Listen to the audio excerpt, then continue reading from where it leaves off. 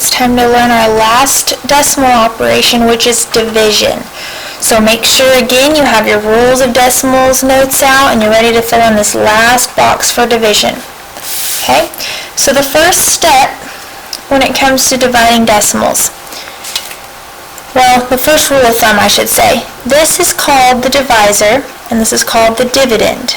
Okay, the divisor cannot have a decimal. Okay, it cannot. So fill that in right here. Divisor cannot have a decimal. And you're saying, well, Ms. Shedd, it does have a decimal. Okay, well, we've got to do something about that. The next step is to move the divisor decimal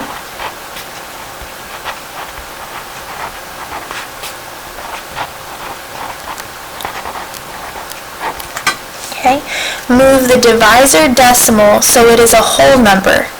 Okay, so what I mean by that is we're going to take this decimal and move it to the right to make it a whole number. Okay, anytime a number has a decimal at the end, that means it's a whole number. Okay, so if I take the whole number 40, okay, there's a little imaginary decimal there. Or if I take the number 2, there's an imaginary decimal there. Okay, so we don't have to put that because we know it's there. So when we move this decimal over to the right, that just makes this the number 2. Okay, so now the next step is we're going to move the same amount of places in the dividend. Okay, so write same in the blank. Move the same amount of places in the dividend. So again, because we moved to the right once here, we can't just do that without doing it anywhere else. We've got to match it by taking this one and moving it to the right once. Okay, so whatever I do to the divisor, I have to do to the dividend. Alright? Now, next step, place a decimal. Place a decimal straight up where you write your answer. Rewrite the problem. Okay, now, I'm not going to rewrite the problem here, but it does help because when we do all of this nonsense, it really jumbles up our work. So it's nice if we can start with a new, clean piece of paper. So we're going to place the decimal straight up right here. So we moved it here, now it's going to go straight up. Okay, so you move it to the right, move it to the right, move it up. Alright, so that way it's already there when I have my answer. Next, we're going to divide like normal. So now this is just a normal division problem. It's saying 24.8 divided by 2. So, does 2 go into 2? Yes, it goes into it one time. 2 times 1 is 2. I'm going to subtract and get 0. Bring down my 4.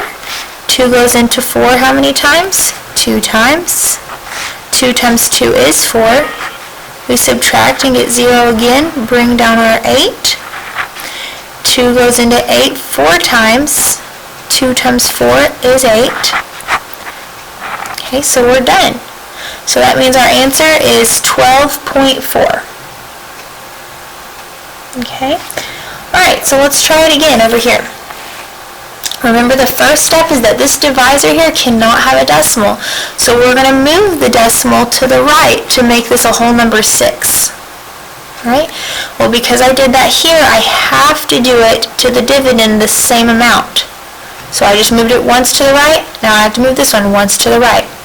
Now remember, I move it right, and then I move it straight up. So I know it's already there for my answer. Okay? Now we're going to divide like normal. So does 6 go into 7? One time. 6 times 1 is 6. When I subtract, I get 1. Bring down the 8. How many times does 6 go into 18? 3 times. 6 times 3 would be 18. When we subtract, we get 0. We're going to bring down the 6. 6 goes into 6 one time. So my answer is 13.1.